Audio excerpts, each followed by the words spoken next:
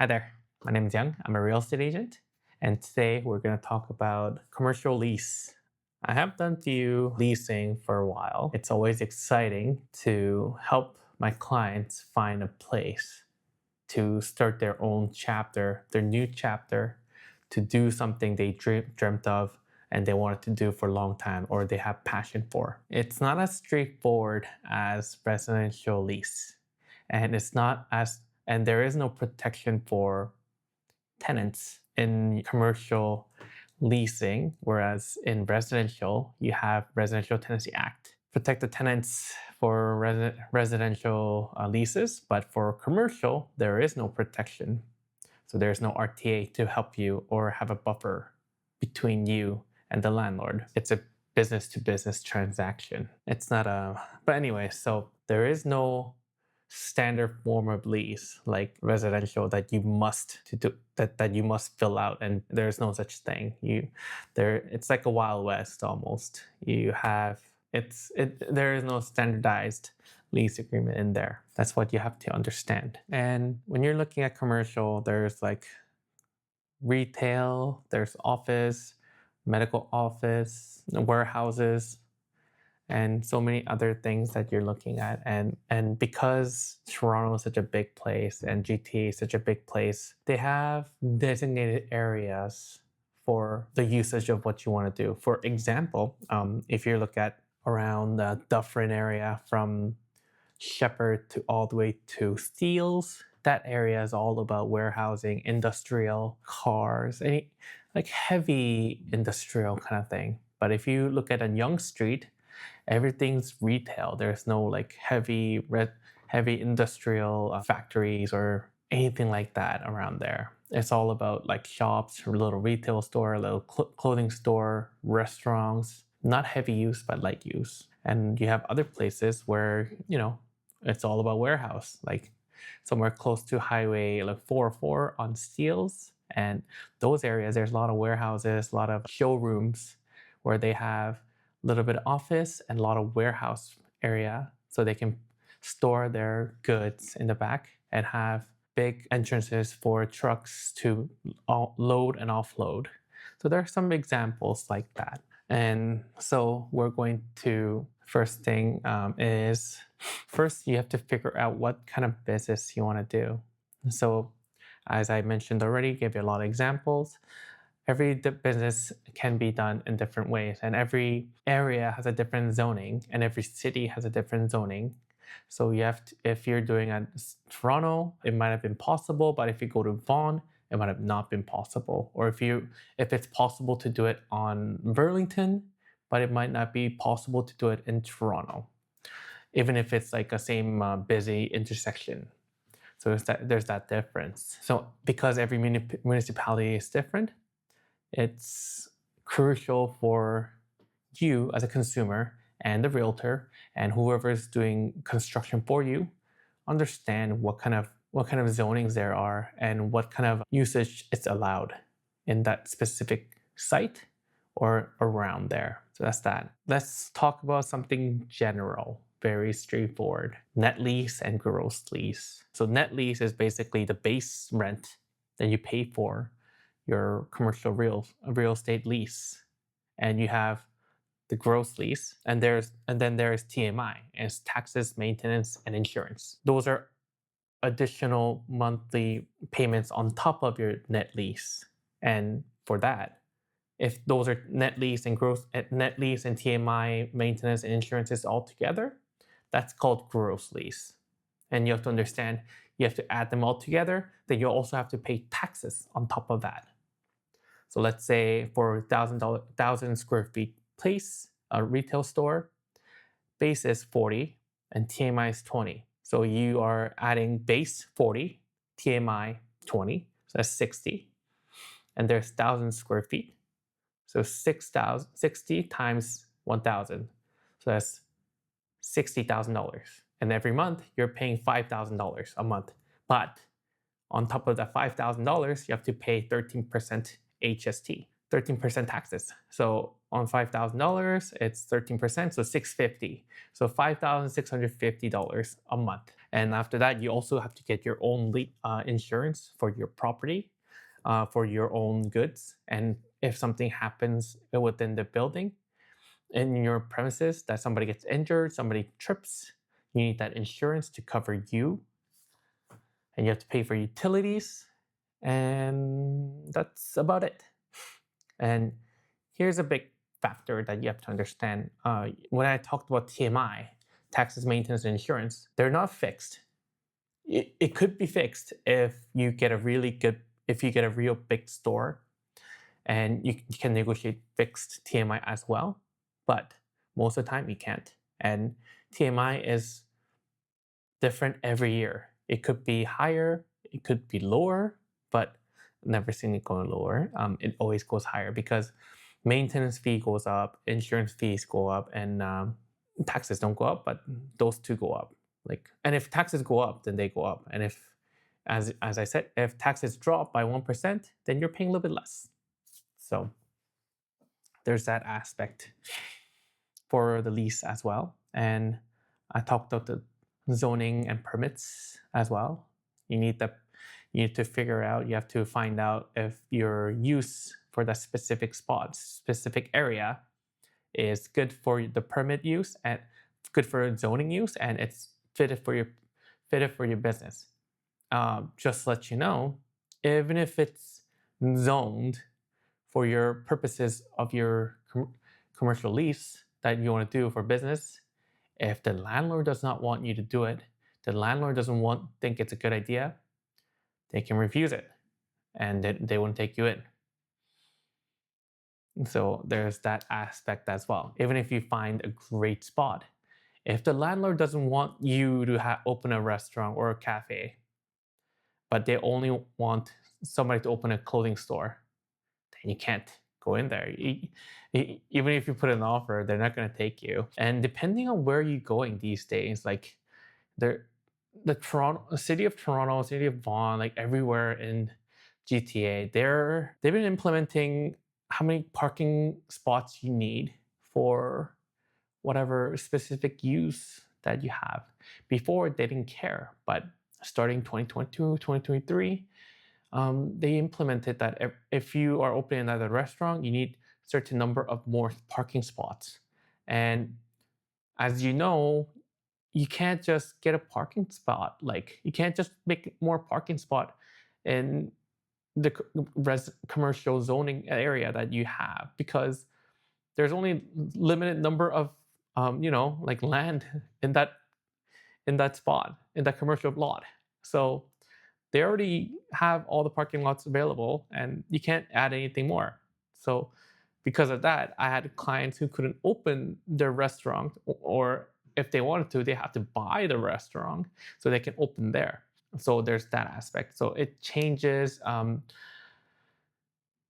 It doesn't change rapidly, but when it's implemented, then you have to make sure that you follow that. The landlord will make sure that they're following their rules on their city so that they don't get in trouble. And if it interferes, if it doesn't go align with the city's planning, and we want to do something that makes them open more parking spots, they're not going to take you either. So it's always the same, whether it's residential lease or commercial lease.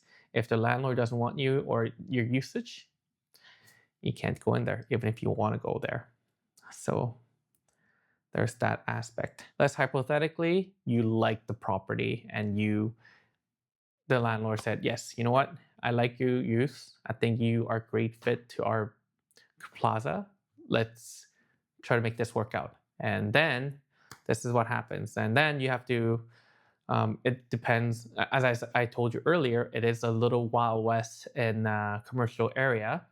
We don't have a specific forms or specific ways that you want to do it. So landlord may just say, hey, you know what? I'm going to draft the lease agreement and we're going to print out 50 pages and here, read it. And if you want to make changes, change it, come back. You could do that. But most of the time, when you bring in like 50 pages, it means that they're using a lawyer to draft a lease. They don't want to do that. They don't want to pay like a couple $1,000s to, potentially vet the tenants, they don't want to do that. So what they want to do is they want to have letter of intent. And letter of intent is something that's not binding agreement, but it's something that, we lay out what we want and they lay out what they want, and we have a negotiation over it. And even if you execute it both ways, the tenants and the landlord, it doesn't mean it's firm deal. It just means, okay, we're going to go through a lawyer process and we're going to draft up actual proper lease agreement, and then have the lawyers to review it and talk to each landlord and the tenant and come up with the conclusion that everything's good. So during that LOI, the letter of intent period, that's when you discuss about rent terms, rent price. TMI, as I said, you can't negotiate, so that's not going to work. But you can negotiate free rent period, fixed hearing period, and you can also ask for tenant allowance. So those five are the major keys. And of course, when you want to move in, when you want to start your occupancy as well. And oh yeah, and lastly, the most important thing is what landlords are willing to do for you, what kind of work that you want the landlord to do or not. If it's in shell shape, it's difficult to ask landlord what to do. But if the property is under construction and and they're already taking in applications and lease agreements, then you have a chance to ask the landlord to do something for you. For example, what I did was, my client was opening a hair salon and it was still under construction period. So what we did was we asked the landlord, before they fill out everything, drill these specific areas holes like 1.5 inch, so that water lines can go around, so that we don't have to do it. Because what happens is that when the property is in shell shape already, electrical lining, water lining, everything's done already. We have no flexibility where we can put it. And we have to do x-ray for the whole floor so that it doesn't interfere or break their water line, electrical line, sewage line, or anything like that. So that's the time when you can ask something like that to get it done.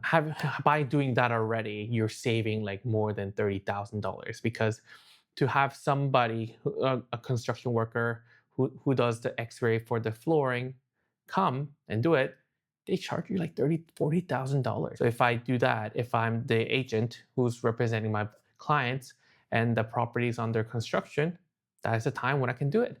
Because if I do that, I'm saving my clients like $40,000 already, and hassle of getting approval from the landlord. And of course, um, just to let you know, all these drilling that's going to be done, the landlord of course needs tenants' architectural design, and they approve it for that to happen.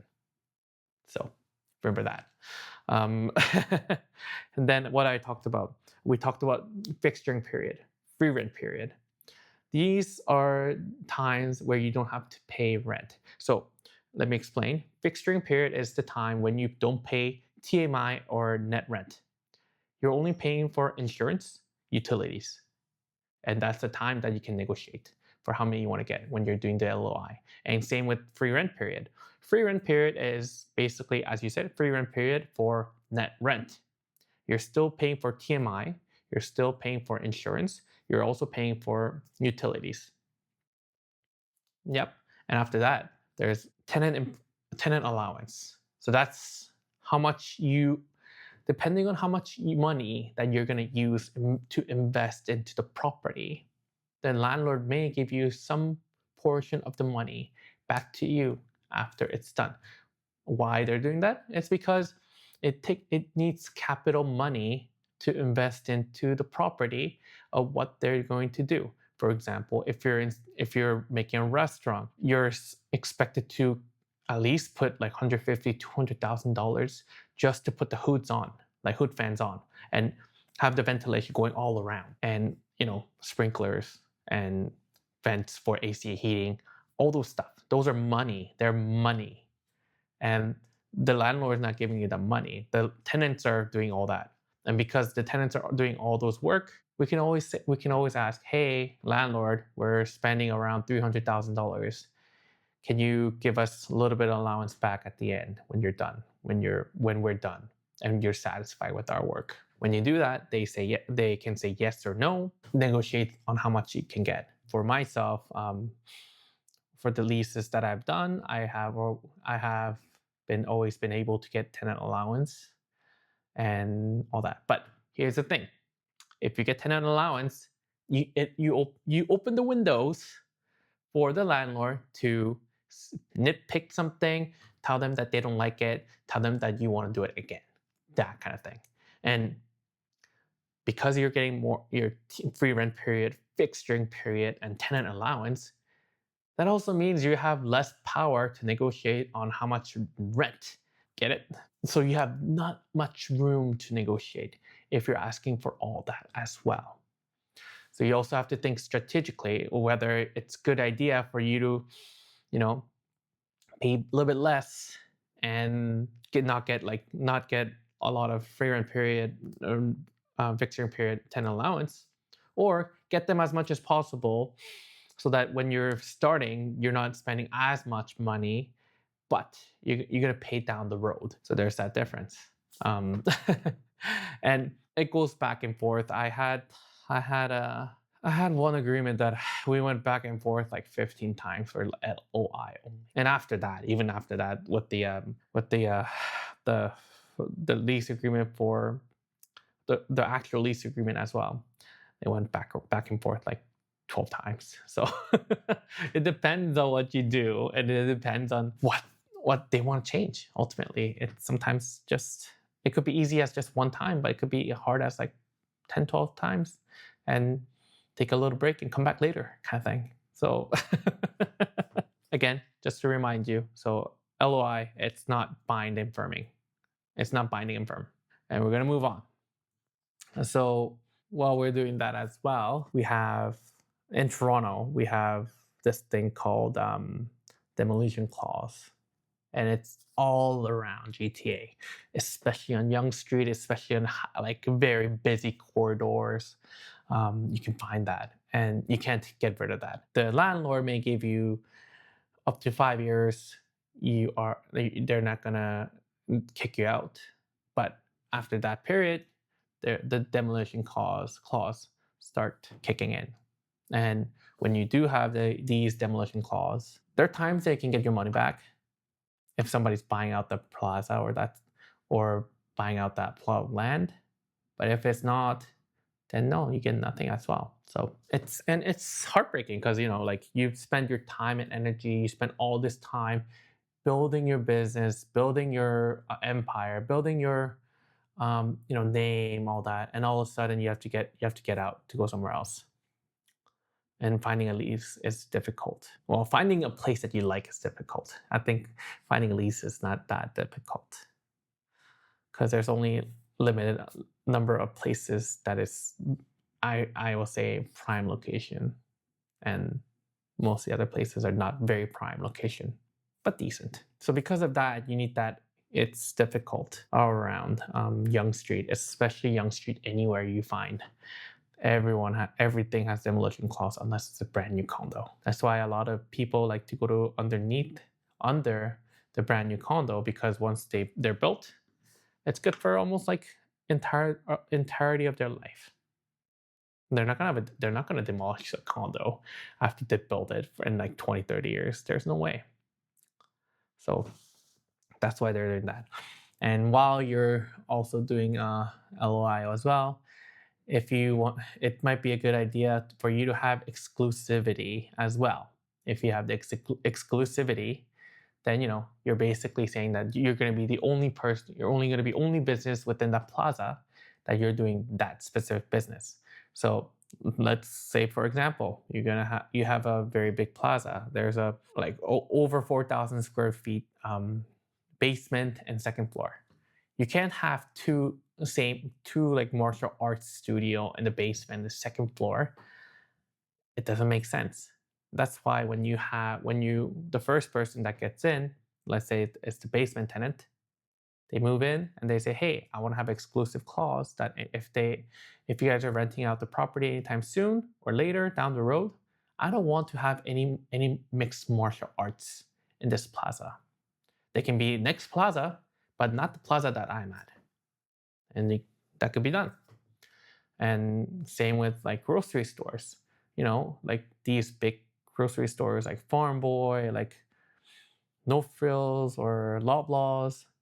When they come into the plaza, well, most of the time they're the owners, so they have the exclusive right. But if they're not the owner, they'll say, "Hey, I want the exclusivity. I don't want any grocery stores coming in this parcel of land that you have for business or for the commercial."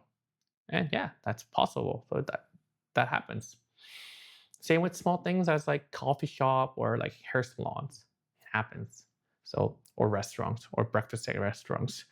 Like it could be very specific kind of thing if you want to get to. So that's something that you deal with it as well. What else? And yeah, pretty much that sums up everything that you need to do. And after that, it's basically once that's all bind and firm, then it goes to the lawyers to review, and the lawyers will review with the tenants and the landlord and pick out some clauses or languages that they don't like, they don't think it's the right term, or they don't think it's the right thing. They'll try to remove it for you as tenants or as a landlord, or add something for the landlord, and then negotiate the terms.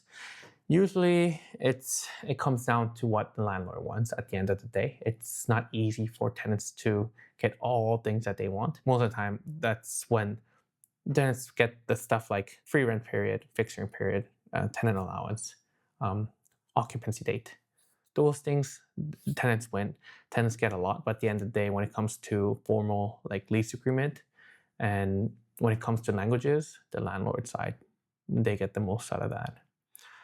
So that's about that. And once that's done, then you have a date that you're moving in.